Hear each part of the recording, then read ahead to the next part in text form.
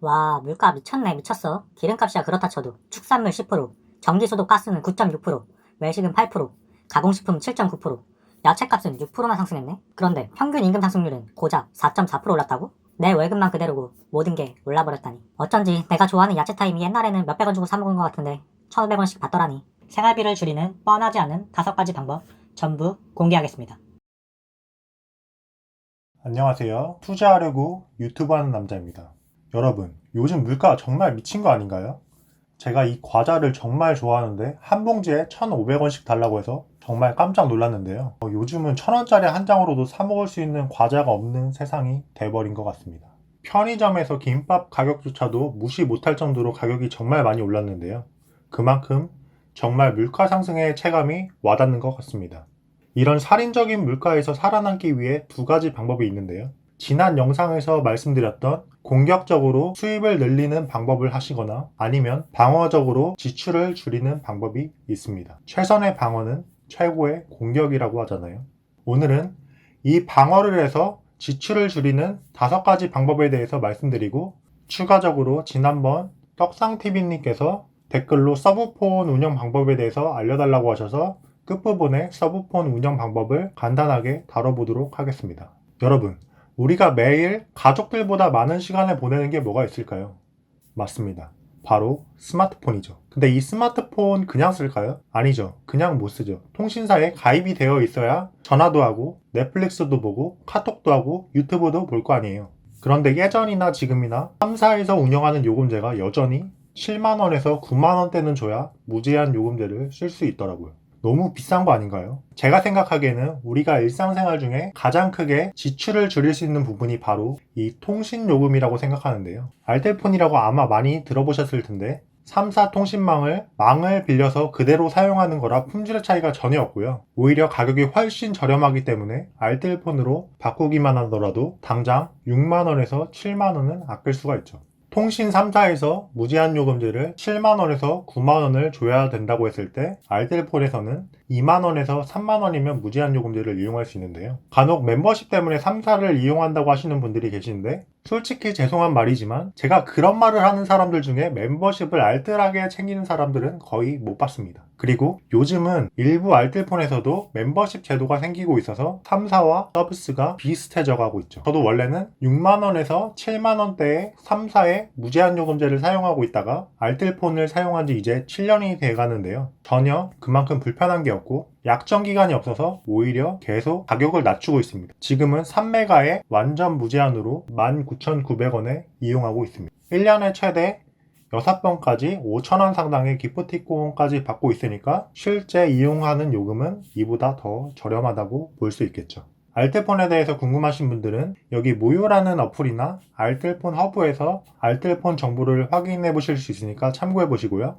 그 다음으로 또 아낄 수 있는 게 뭐가 있을까요? 맞습니다. 바로 출퇴근할 때 교통비를 아낄 수가 있겠죠. 요즘 유가가 많이 올라서 대중교통을 이용하는 사람들도 많아졌다고 하더라고요. 대중교통도 타다 보면 무시 못할 정도로 지출이 있는 편인데요. 이 교통비를 아끼는 방법이 어떤 게 있을까요? 현재로서는 2가지 방법이 있는데요. 버스를 주로 이용하신 분들은 광역 알뜰 교통카드를 이용하거나 지하철을 주로 이용하신다면 지하철 정기권을 이용하시면 되는데요. 저는 주로 지하철만 타고 다니기 때문에 지하철 정기권에 대해서 알려드리자면 1단계 기준으로 여기 표를 보시면 55,000원에 1,450원 이내의 거리를 60번을 이용할 수 있는 지하철 이용권인데요. 일반적으로 교통카드로 1,450원 이내의 거리를 60번을 이용하려고 하면 87,000원이 나오지만 지하철 정기권을 이용하면 55,000원으로 60번을 이용할 수 있는 건데요. 지하철 정기권은 이런 분들에게 적합하신데요. 출퇴근을 포함해서 40회 이상 지하철을 이용하시는 분들에게 추천드리고요. 한 가지 단점으로는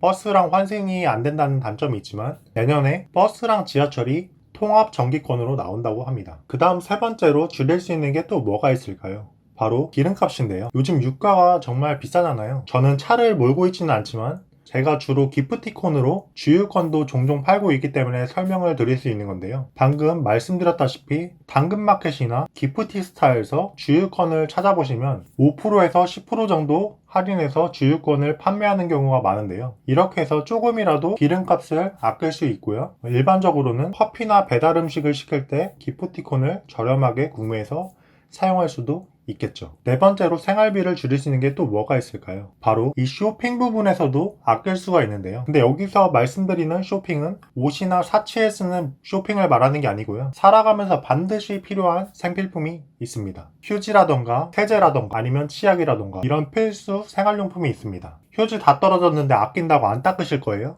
빨래해야 되는데 세제 다 떨어졌는데 신내나게 물빨래 하실 건가요? 정말 필요한 생필품들은 필요하니까 당연히 사야 되잖아요. 그럼 이왕 소비하는 거 구매액의 최소 3%에서 5% 이상 적립받는 방법이 있는데요. 지난 영상에서 소개해드렸던 샵백과 신용카드를 이용하는 건데요. 제가 이 영상에서는 아이폰을 구매하는 거를 참고로 말씀드렸지만 아이폰을 살 때만 이용하라고 올려드린 게 아니고 생활용품이나 온라인에서 큰 금액을 결제해야 될 때 샵백을 이용하면 구매액 여기 보시는 거와 같이 오픈 마켓별로 캐시백을 받을 수 있는데요. 제가 실제로 아이폰을 구매할 때 샵백과 신용카드를 이용해서 45,000원 정도를 돌려받았는데 샵백을 통해서는 보시는 거와 같이 3만원 정도를 돌려받았고요. 신용카드를 통해서는 15,000원 정도를 돌려받았습니다. 이렇게 해서 현재 샵백에는 10만원 정도가 모여 있는데요. 반드시 해야 되는 소비라면 이렇게 포인트로 적립되는 신용카드와 샵백을 같이 이용하면 더 많은 적립금을 받을 수 있습니다. 신용카드를 이용하실 때 캐시백이 좋냐 적립이 좋냐라고 물어보신다면 저는 개인적으로 적립이 되는 카드가 좋다고 생각하는데요. 일반적으로 신용카드로 캐시백을 받는다고 하면 보통 0.7%에서 0.8% 정도를 캐시백을 받는데 100만원을 이용한다고 했을 때 최대 8,000원을 받는 건데요. 100만원당 8,000원의 효율이 좋은가요? 물론 좋을 수도 있는데 8,000원이 결제 계좌로 들어오면 이 돌려받은 돈을 다시 또 파킹해 두시나요? 캐시백을 최종적으로 받고 파킹까지 완벽하게 한다면 캐시백 카드를 추천드리지만 일반적으로는 적립되는 카드가 포인트를 쌓는 재미도 있고 요즘은 카드사에서 포인트가 현금이랑 비슷하잖아요. 이 포인트를 나중에 한 번에 출금해서 현금화하는 게 더 좋지 않을까 하는 생각인데요. 저는 현재 하나카드와 신한카드를 주로 이용 중이고 하나카드는 신용카드로만 사용하고 있고 신한카드는 체크카드로만 사용하고 있는데요. 생각보다 쓰는 곳이 많이 없어서 포인트를 얼마 많이 먹지는 못했지만 하나카드와 신한카드를 합쳐서 약 50만 포인트 정도를 모았는데요.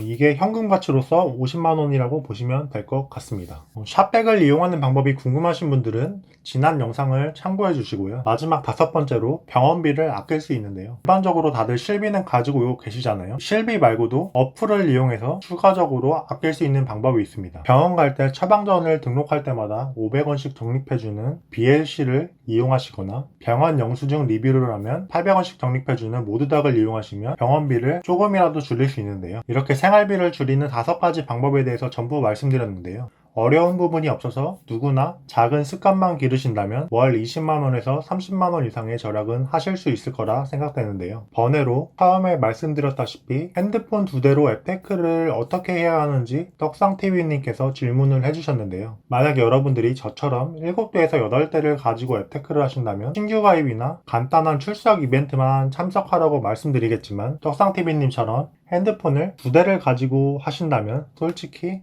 어떻게 운영하셔도 상관은 없습니다. 저처럼 간단하게 간편 가입을 통한 신규 가입 이벤트나 출석만 하셔도 되시고요.